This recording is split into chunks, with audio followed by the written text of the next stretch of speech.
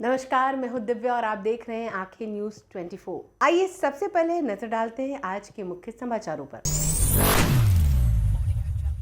नमस्कार, मैं अमित और आप देख रहे हैं आंखें न्यूज 24। साध्वी निरंजन ज्योति ने असदुद्दीन ओवैसी के बयान पर प्रतिक्रिया देते हुए कहा कि बीजेपी काम के बदले वोट मांगने आई है। उन्होंने कहा कि 2005 से पहले बिहार और 2025 का बिहार में धरती आसमान का फर्क है। उन्होंने बताया कि डबल इंजन की सरकार ने रास्ते सुगम किए हैं और स्वयं सहायता समूह की दीदियों को पैसा दिया जा रहा है। वहीं ओवैसी से कहा कि वे उन लोगों से पूछे जिनको राशन मिल रहा है, आवास मिल रहा है और गैस सिलेंडर मिल रहा है। उन्होंने कहा कि राजनीति, भाषण देना और विकास दोनों बहुत बड़ा फ़र्क होता है। और उन्होंने क्या कुछ कहा, सुनिए इस वीडियो में। हम काम के बल पर बिहार में वोट मांगने आए हैं। 2005 के पहले का बिहार और 2025 का बिहार, धरती आसमान का फ़र्क है। जहां 10 घंटे लगते थे, चाहे आपका भागलपुर हो, कहीं भी मुजफ्फरनगर हो, कहीं भी जाना हो, भागलपुर तो कम से कम 8 घंटे लगता था। ये डबल इंजन की सरकार है कि आज रास्ता सुगम हुए हैं। स्वयं सहायता समूह की दीदियों को उनको पैसा दिया जा रहा है। वैसी जरा उन लोगों से जाके पूछें जिनको राशन मिल रहा है, जिनको आवास मिले, जिनको गैस सिलेंडर मिले हैं। राजनीतिक भाषण देना और विकास दोनों में बहुत बड़ा फ़र्क होता है। तो वैसी कम से कम उनके गरीब मुसलमानों का अधिकार न छीनने का प्रयास करें। राहुल गांधी ने कहा है कि छठ के नाम पे नरेंद्र मोदी राहुल गांधी जी माननीय प्रधानमंत्री जी का जितना अधिक से अधिक अपमान कर सकते हैं, जनता उतना ही मोदी जी के साथ खड़ी है। राहुल गांधी इतनी गिरी हुई मानसिकता की सोच रखेंगे। ये मोदी जी का अपमान नहीं किया, ये सीधे छठ मैया का अपमान किया है। ये वही लोग हैं जो कुर्ते के ऊपर जनेऊ डाल के जैसी जाकी रही भावना रहे, जैसी तीन देखी प्रभु। सनातन क्योंकि उनके साथ में है, जो सनातन को डेंगू कहते हैं, मलेरिया कहते हैं, कोरोना वायरस कहते हैं, उनके गठबंधन के लोग हैं। तो भावना तो वही होगी ना। जब अयोध्या जनकपुरी राम जी गए तो वहाँ सबने देखा, लेकिन जाकी रही भावना जैसी प्रभु मूरत देखी तीन तैसी। हमारे प्रधानमंत्री जी सनातन के सच्चे धर्म रक्षक हैं।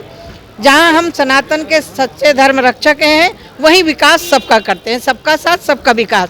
लेकिन राहुल गांधी के पता नहीं किस मानसिकता से बोलते हैं, क्योंकि उनकी सनातन में आस्था ही नहीं है। जब मंदिर जाएंगे तो पूजा करने, चुनाव के समय जाएंगे, जनेऊ पहनेंगे तो भी चुनाव के समय जाएंगे। आस्था स्थायी होती है, चुनावी मुद्दा नहीं होता है। जिस तरह से बिहार में आकर के उन्होंने छठ मैया का विरोध किया है, एक तरह से प्रधानमंत्री जी को जिस तरह से अभद्र तरीके का शब्दों का इस्तेमाल किया है।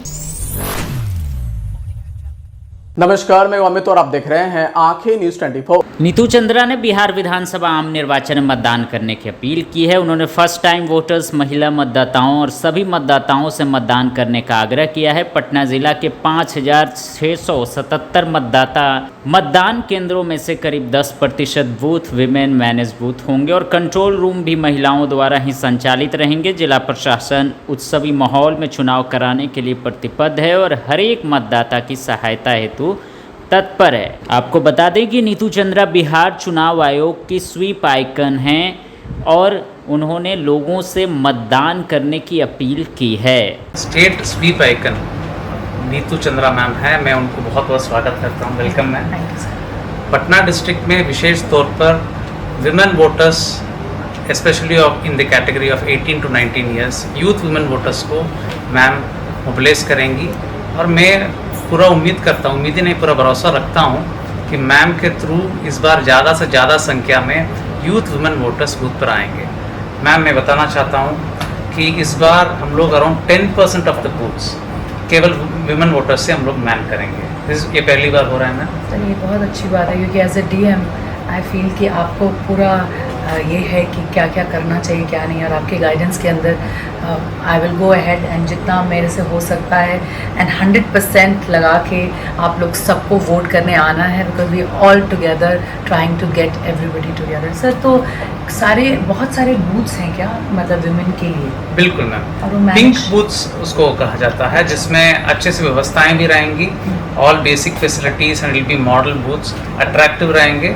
और बेसिकली आइडिया है कि पार्टिसिपेटिव रहें और वुमेन वोटर्स कंफर्टेबल रहें और स्पेशली हम लोग अर्बन एरियाज में विमेन ऑपरेटेड बूथ्स को हम लोग कर रहे हैं मैम, ताकि ज़्यादा से ज़्यादा लोग आएँ। हम लोगों को हमेशा समस्या रही कि जो पटना के अर्बन सेंटर्स में वोटिंग कम रहा है, बट इस बार आपके थ्रू और इस प्रकार के जो इनिशिएटिव्स के थ्रू मैं उम्मीद करता हूँ कि ज़्यादा से ज़्यादा लोग आएंगे। और एक और मैं बात बताना चाहूँगा मैम, हमारा कंट्रोल रूम है which will control the poll related activities in all the booths. We have 5, 6, 7 booths in total. They will be controlled and operated by only women. Oh, nice. So that is also an initiative we are taking. Sir आपने सुना कि क्या बोला है sir ने, and women operator सब management होगा और पिंक बूथ। सो अर्बन स्पेशली विमेन, आपको प्लीज़ बाहर आना है, अपना राइट, अपनी ड्यूटी, अपनी रिस्पॉन्सिबिलिटी निभानी है 6 और 11 तारीख को। डोंट फॉरगेट, ये आपके लिए बहुत ज़रूरी है, हम सबके फ्यूचर के लिए ज़रूरी है। सारे मतदाताओं से दरख्वास्त करती हूँ, खासकर विमेन, कि सर बाहर आए, हमारे साथ वोट करें। और मैं खुद नीतू चंद्रा, बिहार की बेटी, स्वीप आइकॉन, आप लोग के साथ वोट दूंगी। I promise you, I am going to be here throughout and giving the vote. नमस्कार, मैं अमित और आप देख रहे हैं आंखें न्यूज 24। प्रधानमंत्री नरेंद्र मोदी के बिहार दौरे को लेकर मुकेश सहनी ने उन पर निशाना साधा है। उन्होंने कहा कि देखिए, प्रधानमंत्री जी बिहार आ रहे हैं तो उनका स्वागत है, मगर दुख इस बात का है कि वह सिर्फ चुनाव में आते हैं और चुनाव के बाद ना प्रधानमंत्री जी नज़र आते हैं, ना गृह मंत्री जी बिहार में नज़र आते हैं। 2020 के चुनाव के समय कितने बड़े बड़े वादे उन्होंने किया, मगर उसके बाद कभी इस विषय को लेकर आदरणीय प्रधानमंत्री नरेंद्र मोदी जी ने नीतीश कुमार जी से बात की, क्या उन वादों को पूरा करने के लिए कुछ किया, और उन्होंने क्या कुछ कहा, सुनिए इस वीडियो में। नहीं, कोई चिंता नहीं है। बिहार है, बहुत बड़ा बिहार है, और निश्चित तौर पे प्रधानमंत्री जी बिहार में आ रहे हैं तो स्वागत है। लेकिन दुख इस बात का होता, खाली चुनाव में ही आते हैं, सिर्फ चुनाव में ही नजर आते हैं, चाहे वो प्रधानमंत्री जी हो, गृह मंत्री जी हो। चुनाव बीतने के बाद बिहार ही भूल जाते कि क्या है।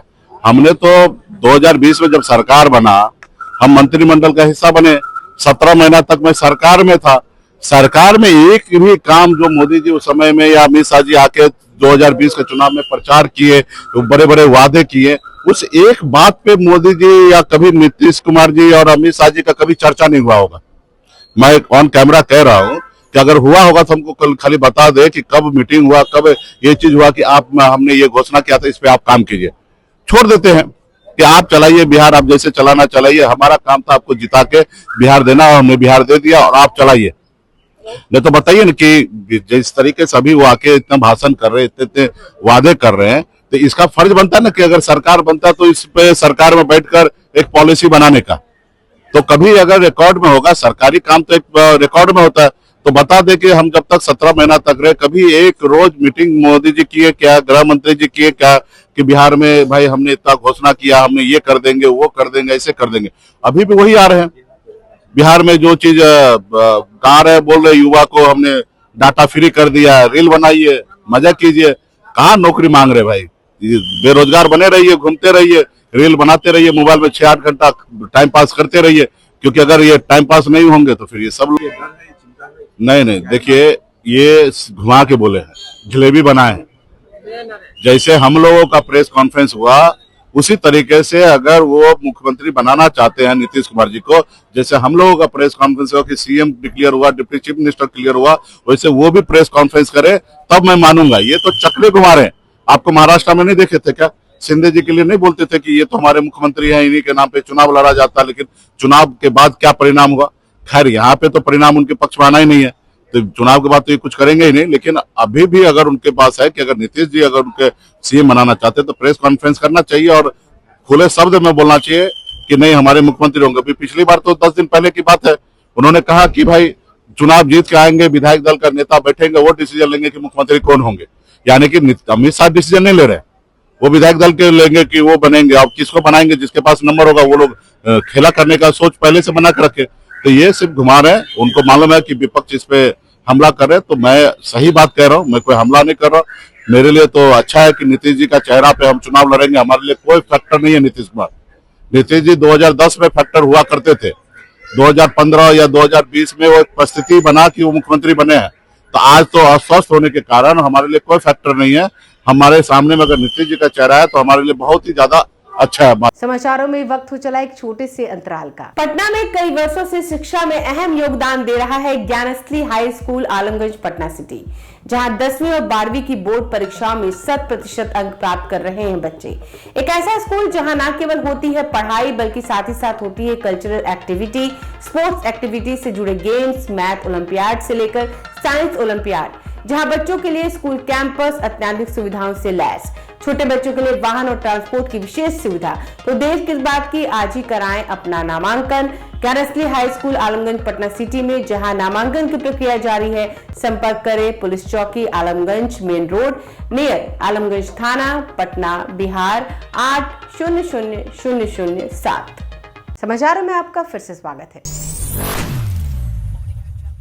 नमस्कार, मैं अमित और आप देख रहे हैं आंखें न्यूज 24। बिहार बीजेपी अध्यक्ष दिलीप जायसवाल ने कहा है कि एनडीए गठबंधन चट्टानी एकता के साथ आगामी विधानसभा चुनाव में लगा है और तैयारी कर रहा है। उन्होंने दावा किया है कि एनडीए 200 से ज़्यादा सीटें जीतेगी और नीतीश कुमार ही मुख्यमंत्री चेहरा होंगे। दिलीप जायसवाल ने महागठबंधन पर भी निशाना साधते हुए कहा कि वे झूठ का पुलिंदा लेकर आए हैं और अगर वे जितनी नौकरी देंगे उतनी ज़मीन लिखवाएंगे तो बिहार का सबसे बड़ा ज़मींदार हो जाएगा।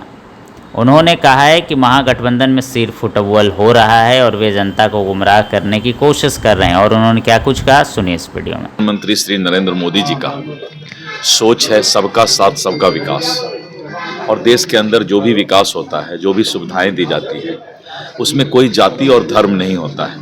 इसीलिए यहाँ के मतदाता को भी जाति और धर्म से ऊपर उठकर और प्रधानमंत्री श्री नरेंद्र मोदी जी के गारंटी पर विश्वास करना चाहिए। और हमें पूरा विश्वास है कि जो हमारे अक़लियत भाई हैं, मुसलमान भाई हैं, अगर प्रधानमंत्री जी और देश सबका साथ सबका विकास सोचता है तो वो भी जरूर इस धारा से जुड़ेंगे। मैनिफेस्टो जारी करने के बाद महागठबंधन कह रही है कि भारतीय जनता पार्टी के पास कोई वीजा नहीं है। देखिए, बताते हैं, जो महागठबंधन ने मैनिफेस्टो जारी किया है, उस मैनिफेस्टो को हम लोग बोलते हैं मरता क्या नहीं करता। जिस आदमी का नाव डूबने वाला है तो नाव डूबने वाला कोई भी शर्त स्वीकार कर लेता है, तो ये जुमलेबाजी है। मरता क्या नहीं करता वाला है ये जो मैनिफेस्टो है, और इस मैनिफेस्टो का कोई दम नहीं है। ये हम लोग मैनिफेस्टो को जुमलेबाजी बोल रहे हैं महागठबंधन का, और कुछ भी नहीं। राहुल गांधी का फोटो छोटा कर दिया गया, और राहुल गांधी और तेजस्वी यादव के अंदर का जो मतभेद चल रहा है वो जनता और मतदाता देख रही है। इसीलिए ये जो घोषणा पत्र है महागठबंधन का, ये जुमलेबाजी है, मरता क्या नहीं करता।